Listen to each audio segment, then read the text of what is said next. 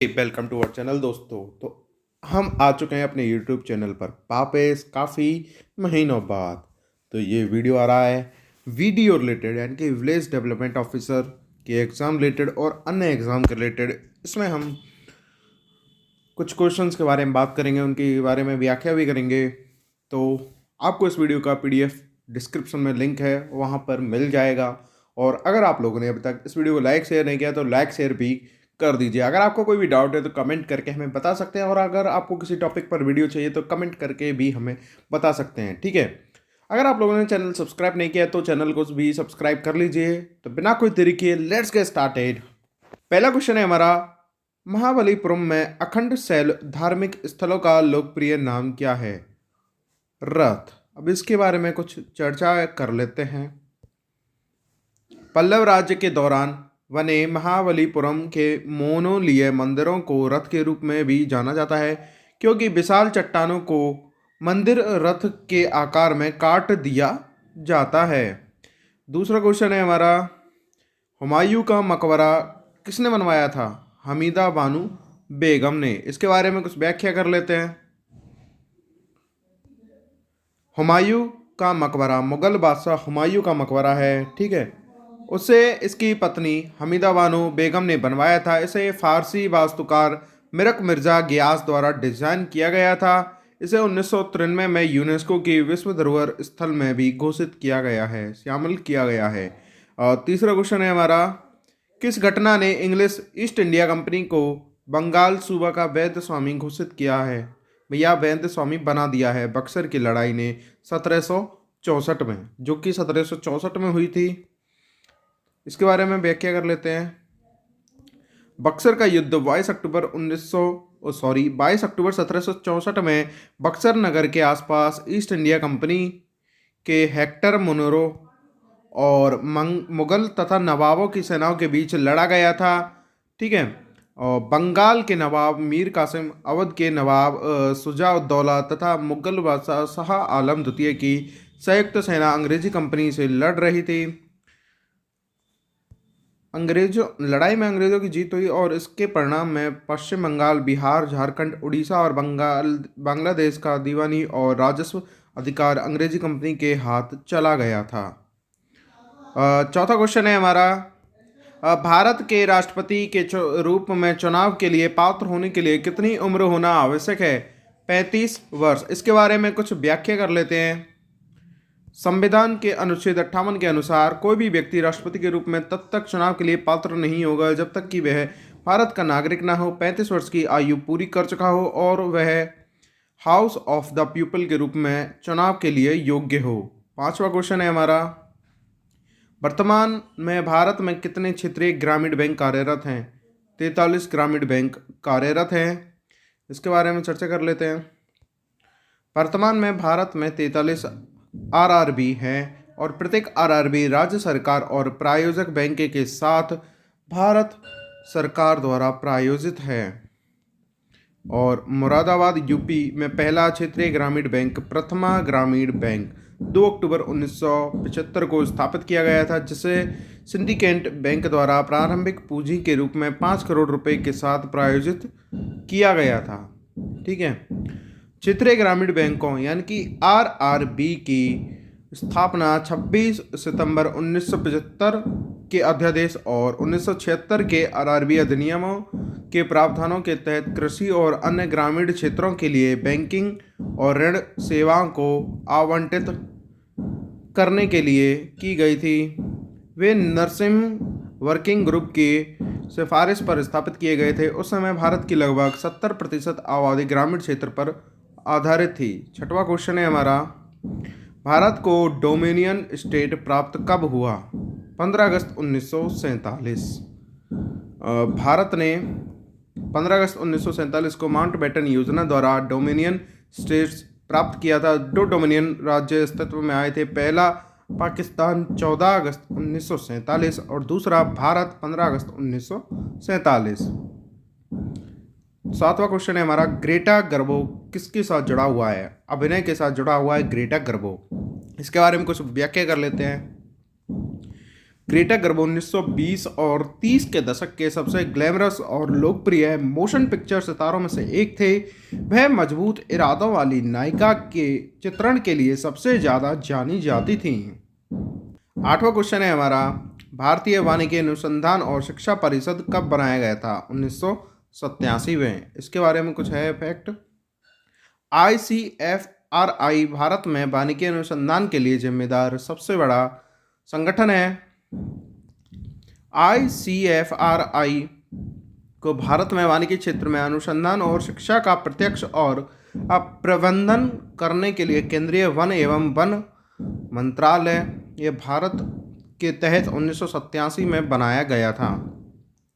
नौवां क्वेश्चन है हमारा, कैवल्य किस धर्म से जुड़ा हुआ है? जैन धर्म से। जैन मोक्ष की अवधारणा कैवल्य यानी टुकड़ी है, पुनर्जन्म से मुक्ति है। ठीक है। 10वां क्वेश्चन है हमारा, तुगलक वंश के बाद भारत में कौन सा राजवंश सत्ता में आया? सैयद राजवंश। इसके बारे में कुछ चर्चा कर लेते हैं। तुगलक वंश यानी कि नसूरुद्दीन महमूद तुगलक के पतन के बाद सैयद दिल्ली सल्तनत की गद्दी पर बैठे। सैयद वंश का संस्थापक खिजर खां था। राजवंशों की श्रृंखला है गुलाम वंश, ठीक है, खिलजी वंश, तुगलक वंश, सैयद वंश और लोधी वंश। तो 11वां क्वेश्चन है हमारा, किसने भारत में शासन की आधुनिक अवधारणा पेश की थी? ब्रिटिश ने। इसके बारे में कुछ चर्चा कर लेते हैं। भारत में शासन की आधुनिक अवधारणा जैसे संसदीय लोकतंत्र, दंडात्मक, भू राजस्व, पुलिस प्रणाली, न्यायपालिका प्रणाली को अंग्रेजों द्वारा शुरू किया गया था।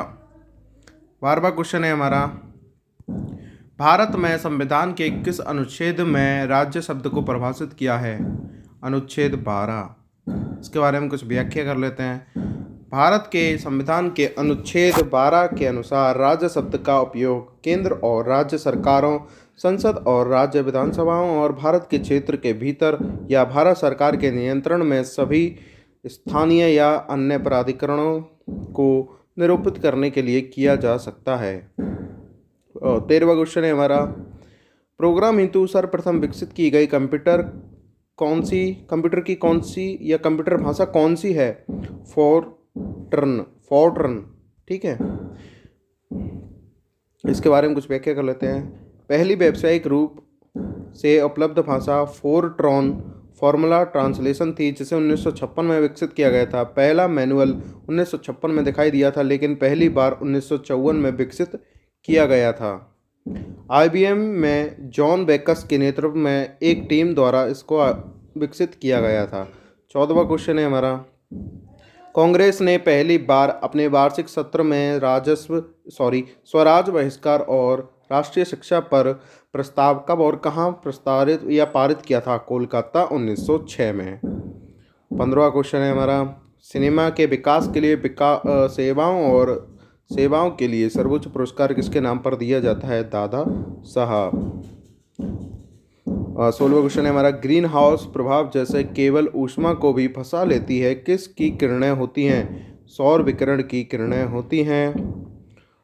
17वां क्वेश्चन है हमारा, ताजमहल का डिजाइन करने वाला वास्तुकार कौन था? उस्ताद अहमद लाहौरी।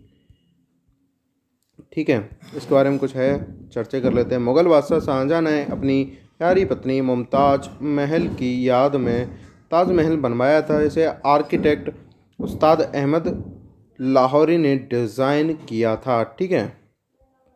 18वां क्वेश्चन है हमारा, ग्रेनविले ऑस्टिन ने निर्देशक सिद्धांतों और मौलिक अधिकारों के रूप में वर्णित किसे किया है? संविधान का विवेक। इसके बारे में है कुछ। मौलिक अधिकारों और निर्देशक सिद्धांतों को ग्रेनविले ऑस्टिन द्वारा भारतीय संविधान का विवेक बताया गया है, जो सरकार, राजनीति और भारत के संविधान पर एक प्रशंसित प्राधिकार है। 19वां क्वेश्चन है हमारा, पौधे क्या अधिक होने के कारण मुरझा जाते हैं? वाष्पीकरण अधिक होने के कारण पौधे मुरझा जाते हैं। इसके बारे में कुछ जानकारी ले लेते हैं। विल्टिंग एक ऐसी स्थिति है जब वाष्पोत्सर्जन के दौरान पौधे से खोए हुए पानी की मात्रा मिट्टी से अवशोषित पानी की मात्रा से अधिक होती है। यह पौधों के गैर काष्ठीय भागों की कठोरता को नुकसान है। 20वां क्वेश्चन है हमारा, गोलकुंडा किला किस राज्य में है? तेलंगाना राज्य में है। गोलकुंडा किला, जिसे गोलकुंडा के नाम से भी जाना जाता है, एक मजबूत गढ़ है और कुतुब शाही राजवंश की प्रारंभिक राजधानी शहर है, जो हैदराबाद तेलंगाना में स्थित है। 21वां क्वेश्चन है हमारा, भारत ने दुर्गापुर, राउरकेला और भिलाई इस्पात संयंत्र की स्थापना किसकी सहायता से की है? ब्रिटेन, जर्मनी और रूस। ऐसा ही इनका सेम ये है, एक सेकंड इसमें आप देख सकते हैं। अब भारत ने क्रमशः ब्रिटेन, जर्मनी और रूस के सहयोग से दुर्गापुर, राउरकेला और भिलाई स्टील प्लांट की स्थापना को दुर्गापुर, ब्रिटेन, राउरकेला, जर्मनी और भिलाई, रूस की मदद से स्थापित किया है। 21वां क्वेश्चन है हमारा, इलेक्ट्रोमैकेनिकल रिले कंप्यूटर का पहला उदाहरण क्या है? Z2। इसके बारे में कुछ जानकारी ले लेते हैं। 1939 में जर्मन इंजीनियर कोनराड जेज द्वारा बनाया गया Z2 एक इलेक्ट्रोमैकेनिकल रिले कंप्यूटर के सबसे महत्वपूर्ण उदाहरणों में से एक उदाहरण था। 22वां क्वेश्चन है हमारा, किस देश में सबसे बड़ी तटरेखा है? कनाडा में। इसके बारे में जानकारी ले लेते हैं।